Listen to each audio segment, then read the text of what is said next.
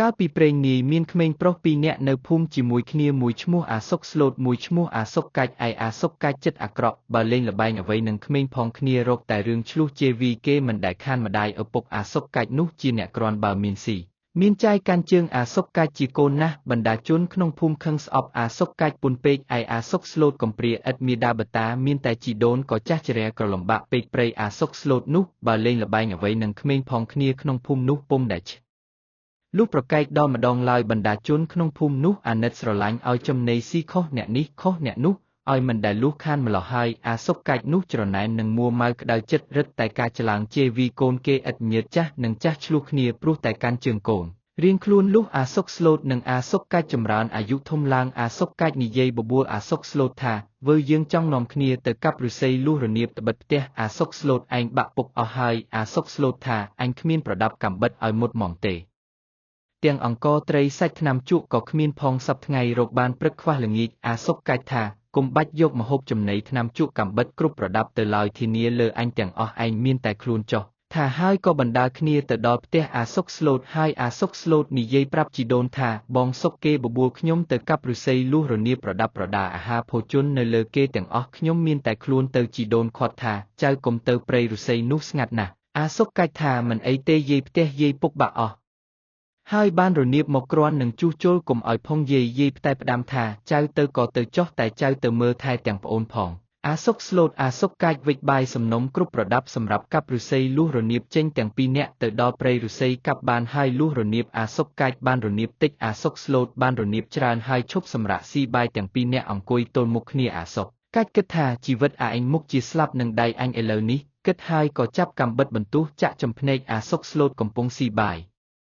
អាសុកស្លូតស្រែកយំថាហេតុម្ដេចក៏មកចាក់ខ្ញុំអាសុកកាច់ឆ្លើយថាឯងញើក៏បរបស់ឯងហើយមកស៊ីបាយអញទាំងរនាបក៏បានច្រើនជាងអញអាសុកស្លូតឆ្លើយថាកាលបងបបួលខ្ញុំមកកាប់ឫស្សីលុះរនាបខ្ញុំប្រកែកថាខ្ញុំគ្មានអីទេបងឯងធានាថាបាយម្ហូបគ្រប់ប្រដាប់នៅលើបងឯងទាំងអស់បានជាខ្ញុំមកឥឡូវបងឯងចង់យករនាបទាំងអស់ក៏យកចុះគុំតែសម្រាប់ខ្ញុំអាសុកកាច់ឆ្លើយថាឯងនេះមាត់រឹងណាស់អាភិវនាទៅថាហើយអាសុកកាច់ក៏ចាក់កាំបិតបន្ទោះចាក់ភ្នែកអាសុកលូតមកខាងទៀតឈាមបាញ់ហូរស្រក់ជោគមុខជោគដើមទ្រូងងឹតភ្នែកទាំងពីរខាងឈឺចាប់ពើជាខ្លាំងណាស់ស្ដាយជីវិតខ្លួនណាគិតដល់ជីដូនចាស់ចរាកំព្រានៅផ្ទះតែម្នាក់ឯងអាសុកកាច់ថាឯងទៅឲ្យត្រីស៊ីទៅថាហើយច្រានអាសុកស្លូតទៅចិត្តមាត់បឹងហើយធាក់ទម្លាក់ទៅក្នុងទឹកស្ទឹងកំពុងហូរអាសុកកាច់ក៏គិតថាអាសុកស្លូតមុខជាស្លាប់ហើយក៏ប្រមូលរនាបទាំងអស់ចង់បាច់វិលមកផ្ទះវិញដាក់រនាបហើយហ៊ូទៅនិយាយខ្លែងកុហកប្រាប់ជីដូនអាសុកស្លូតថាចៅយាយខ្លាខំស៊ីទៅហើយយាយអាសុកកាច់ប្រាប់ថាខ្លាខំស៊ីចៅក៏ទួញយំសោកបោកខ្លួនហៀបនឹងខ្សែជីវិតអាសុកកាច់រីករាយសប្បាយចិត្តហើយក៏ដើរលេងជិតផ្ទះដោយធម្មតាចិត្តក្លាហានរកតែរឿងឆ្លោះនឹងគេពីនេះដំណើរពីអាសុកស្លូតគ្រាដែលអាសុកកាច់ចាក់ឆ្កៀលគ្រាប់ភ្នែកទាំងពីរខាងហើយវាធាក់ទម្លាក់ទឹកស្ទឹងហូរនោះអាសុកស្លូតប្រហែលបណ្ដែតខ្លួនតាមខ្សែទឹកហូរទៅក៏ភាវនារកតែពុទ្ធោពុំដាច់ពីមាត់គ្រានោះមានអាស្រមអ្នកតាមួយនៅក្នុងព្រៃរំលងចិត្តមាត់ស្ទឹងនោះមហិតរឹតខ្លាំងពូកែណាស់មានក្រពើធំមួយតំណែងជាមនុស្សបានដេកនៅក្រោមអាស្រមអ្នកតាជាក្រពើអ្នកតាក្រពើនោះដល់ឃ្លានអាហារក៏វាចេញមកក្នុងស្ទឹងស្វែងរកអាហារវាហែច្រាស់ទឹកហែទៅប្រទះអាសុកលូតហែបណ្ដែតខ្លួនតាមខ្សែទឹកមកក្រពើថាលៀបធំណាស់អញមករកអាហារថ្ងៃនេះប្រទះបានមនុស្សស៊ីក្រពើស្ទុះហែទៅចិត្តឬមាត់ថាពុទ្ធោក៏សង្ស័យក្នុងចិត្តមើលទៅភ្នែកទាំងពីររកឃើញធ្លុះរកប្រស្រីគ្មានក្រពើគិតថាគួរអញយកទៅថ្វាយលោកតាអញកុំស៊ីមនុស្សនេះហើយក៏មុជគៀងអាសុកស្លូតឲ្យនៅពីលើខ្នងហែត្រឡប់មកដល់អាស្រមវិញហើយតំណែងខ្លួនជាមនុស្សដឹកនាំខ្លួនអាសុកស្លូតទៅថ្វាយអ្នកតាសួរអាសុកស្លូតនោះក៏ថ្វាយបង្គំរីរឿងតាមដំណើរគ្រប់ប្រការប្រាប់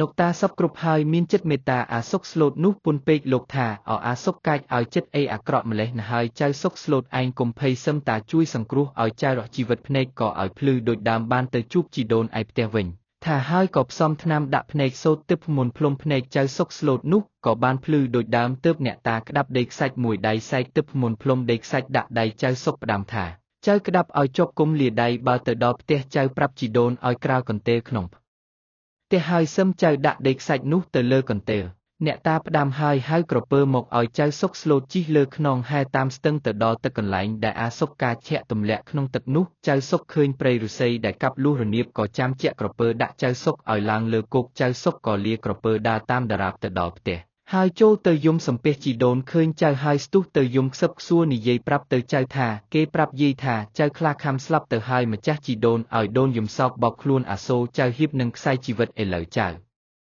មិនស្លាប់ជីដូនអណាស់រកអ្វីព្រៀបផ្ទឹមពុំបានឯចៅសុកនិយាយប្រាប់ជីដូនតាំងពីទៅកាប់ឫស្សីលុះរនាបអាសុកកាចវាចាក់ភ្នែកធាក់ទម្លាក់ទឹកមានក្រពើនាំទៅថ្វាយអ្នកតារៀបរាប់រឿងប្រាប់ជីដូនគ្រប់ប្រការជីដូនរឹងរិតតែអាណិតចៅពេកហើយប្រាប់ជីដូនថាយាយក្រាលកន្ទេលក្នុងផ្ទះទៅជីដូនក្រាលតាមពាក្យចៅសុកស្លូតក៏លាដៃដាក់ដេកខ្សាច់លើកន្ទេលកាច់ជាប្រាក់គោក្នុងផ្ទះអណាស់តែពីរអ្នកជីដូននិងចៅបានចាត់ចែងទិញសម្លៀកបំពាក់គ្រប់ប្រដាប់ប្រើប្រាស់សង់ផ្ទះថ្មីល្បីមានដាច់គេក្នុងភូមិនោះឯអាសុកកាច់ឃើញអាសុកស្លូតក៏នឹកឆ្ងល់ក្នុងចិត្តថាអញចាក់ភ្នែកវាទាំងពីរខាងធាក់ទម្លាក់ទឹកស្មានថាវាស្លាប់ឥឡូវវារស់ឡើងវិញភ្នែកក៏ដូចដើមមានទាំងសម្បត្តិសម្បូរប្រើប្រាស់គ្មានខ្វះអ្វីប្លែកអំពីដើមលុះដល់វេលាស្ងាត់ជួបនឹងអាសុកស្លូតសួរថាកាលឯងនឹងអញទៅកាប់ឫស្សីលុះរនាបនោះបិសាចមកបណ្ដាលចិត្តអញឲ្យចាក់ភ្នែកឯងទាំងពីរខាងធាក់ទម្លាក់ទៅក្នុងទឹកស្ទឹងអញស្មានថាឯងស្លាប់ហេតុដូចម្ដេចក៏ឯងរស់ឡើងវិញហើយមានទាំងទ្រព្យច្រើនជាងគេផងអាសុកស្លូតឆ្លើយថាបានគុណបងគុំអីខ្ញុំក្រីក៏លំបាកតោកយ៉ាកដូចបងឯងដឹងស្រាប់ហើយនិយាយត្រង់ប្រាប់អាសុកកាច់ថាកាលដែលបងចាក់ភ្នែកខ្ញុំទាំងពីរខាងធាលអកក្នុងស្ទឹងខ្ញុំភាវនាតែពុទ្ធោបានជួបនឹងក្រពើនាំទៅថ្វាយអ្នកតាជប់ភ្នែកជប់ដេកខ្សាច់មកដល់ផ្ទះចាក់ដេកខ្សាច់កើតជាមាសប្រាក់បានជាខ្ញុំមានសពថ្ងៃនេះឯអាសុខាកាច់ឬអាសុកស្លូតរីរឿងដូច្នោះក៏បណ្ដាលចិត្តលោភលន់ពុនប្រមាណគិតថាអញឲ្យបានដូចអាសុកស្លូតថ្ងៃក្រោយជួបអាសុកស្លូតនិយាយថាអាសម្លាញ់ឲ្យអញចង់ទៅកាប់ឫស្សីលុះរនាបនៅព្រៃដែលយើងដែលទៅកាប់នៅកន្លែងមុននោះឯបាយទឹកអាហារភោជនថ្នាំជក់កំបិតតូចធំប្រដាប់កាប់ឫស្សីលុះរនាបនៅលើអញទាំងអស់ឯងមានតែខ្លួនទៅបានហើយអាសុកស្លូតថាក្រែងសម្លាប់អញទៀតអាសុកកាច់ថាមុននោះខ្មោចកំរើសវាចូលឲ្យអញងឹតមុខអញចាក់ឯងដោយមិនដឹងខ្លួនសោះឯងគុំប្រកាន់នឹងអញអាសុកស្លូតថាចាំខ្ញុំជូនទៅត្បិតបងសុកឯងមានគុណនឹងខ្ញុំច្រើនខ្ញុំមានសម្បត្តិទ្រព្យលុះព្រឹកឡើងអាសុកកាច់ស្ពីបាយសំណុំមាន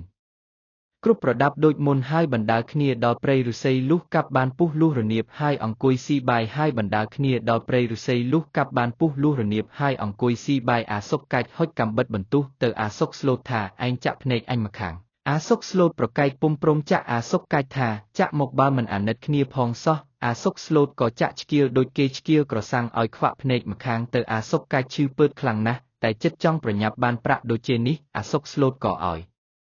អាសុកស្លូតចាក់ភ្នែកម្ខាងទៀតហើយបង្កាប់ឲ្យអាសុកស្លូតច្រានទៅចិត្តមាត់ស្ទឹងបង្គាប់ឲ្យធាក់អាសុកស្លូតក៏ធាក់ទម្លាក់ក្នុងទឹកទៅអាសុកកាច់សួរថាកាលដែលអញចាក់ឯងមុននោះឯងធ្វើម្ដេចខ្លះអាសុកស្លូតថាអញរកតែពុទ្ធោជាប់នៅមាត់អាសុកកាច់ប្រឹងស្រែករកពុទ្ធោមិនឈប់ឬរំពងព្រៃមាត់ស្ទឹងទន្ទឹងរកក្រពើពុំជួបសោះណាវាឈឺចាប់ហែបណ្ដែតខ្លួនយូរទៅអស់កម្លាំងឆ្លក់ទឹកស្លាប់ទៅហើមរលួយរលះត្រីនៅស៊ីលលាក្បាលខ្មោចអាសុកកាច់ក៏អន្តែតតាមខ្សែទឹកស្ទឹងឡុងគេយីតែពុទ្ធោដរាបដល់កំពង់ទឹកមហាសេដ្ឋីវេលានោះកូនក្រមុំមហាសេដ្ឋីនាំខ្ញុំប្រុសស្រីចុះទៅមុជទឹកកំពុងតែបញ្ជ្រោកកឹកលេងសប្បាយស្រាប់តែឃើញលលាក្បាលអាសុកកាច់នោះអណ្ដែតមកចិត្តឡុងគេរែករកពុទ្ធោកូនក្រមុំមហាសេដ្ឋីឈប់លេងទាំងអស់គ្នានឹកសង្ស័យក៏ប្រើខ្ញុំប្រុសម្នាក់ឲ្យស្រង់យកលលាក្បាលខ្មោចនោះមកដាក់លើគោកនៅមាត់កំពង់នោះលលាក្បាលខ្មោចនោះមិនបាត់ស្ងាត់សោះចេះតែឡុងគេរកតែពុទ្ធោកូនក្រមុំមហាសេដ្ឋីក៏នាំខ្ញុំប្រុសស្រីឡើងពីទឹកមកប្រើឲ្យខ្ញុំប្រុសសកាន់ក្បាលខ្មោចអាសុកកាច់នោះមកផ្ទះកូនក្រមុំនោះជំរាបមហាសេដ្ឋីថាលោកឪពុកខ្ញុំរើសលាក្បាលខ្មោចមួយអន្តែតទឹកតាមកំពង់យើងវាលងស្រែកតែពុទ្ធោសេដ្ឋីជាមេតាស្ដាប់ហើយក៏ស្ទុះមកមើលឃើញរកពុទ្ធោមែនអស្ចារ្យណាស់ក៏ឲ្យលៀងដុសខាត់ដាក់លើគោកលាក្បាលនោះក៏នៅរកពុទ្ធោជានិច្ចគ្មានឈប់សេដ្ឋីនោះព្រឹកតែងទៅគាល់មហាក្សត្រនៅទីចុងព្រះរាជរោងជួបជុំអស់មន្ត្រីចតុត្តមរាល់ពេលពុំដែលខានសេដ្ឋីជំរាបដល់អស់លោកម្ចាស់ថាខ្ញុំបានលលាក្បាលខ្មោចមួយចេះរកពុទ្ធោជានិច្ចអស់លោកចតុត្តមស្ដាប់ហើយឆ្លើយថាសេដ្ឋីកុហកទេមិនដែលមានរលាក្បាលខ្មោចណាចេះស្រែករកពុទ្ធោយើងមិនជឿឡើយសេដ្ឋីថាពិតប្រាកដណាស់បើអស់លោកមិនជឿខ្ញុំហ៊ានភ្នាល់ដាក់មាស100ដំឡឹងអស់លោកចតុត្តមទាំង4ថាយើងហ៊ានភ្នាល់ហើយធ្វើសម្បត្តិចុះកិច្ចសន្យា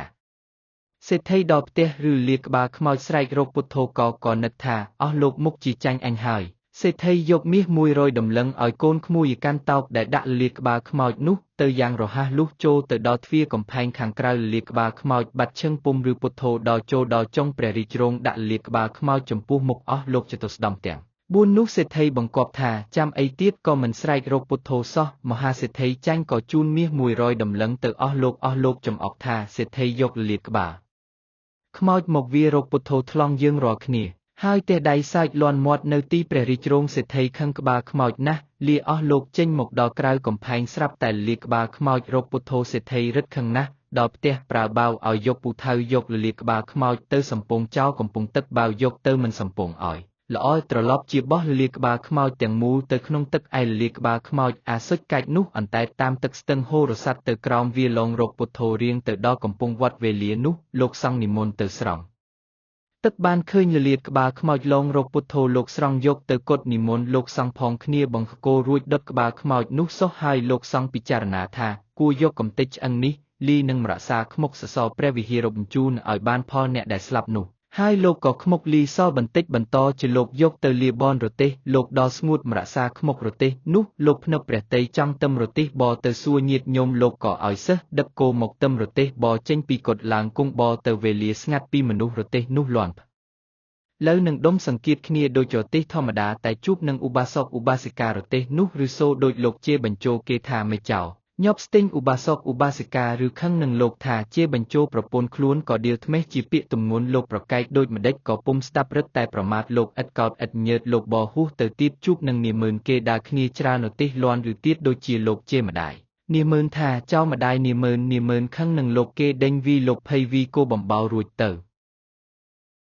លោកនោះគិតថារទេសអញពីដើមមកមិនដែលរិះសូជាបញ្ជោគេទេរឿងនេះឃើញតែកំទេចឆ្អឹងក្បាលខ្មោចដែលខ្មុកបិទសសរព្រះវិហាររស់ពីនោះអញយកមកលាបនរទេសនេះលុះត្រឡប់ពីសួរញាតិញោមមកដល់វត្តវិញលោកកាប់រទេសដុតនៅទីកន្លែងដែលលាក្បាលខ្មោចអាសុកកាច់មុននោះឆេះជាផេះកន្លែងនោះដោយមានជាតិអាសុកកាច់ក៏ដុះកើតជាស្មៅកន្ត្រើយដែលជាប់សម្ពុតខោមនុស្សសពថ្ងៃនេះឯង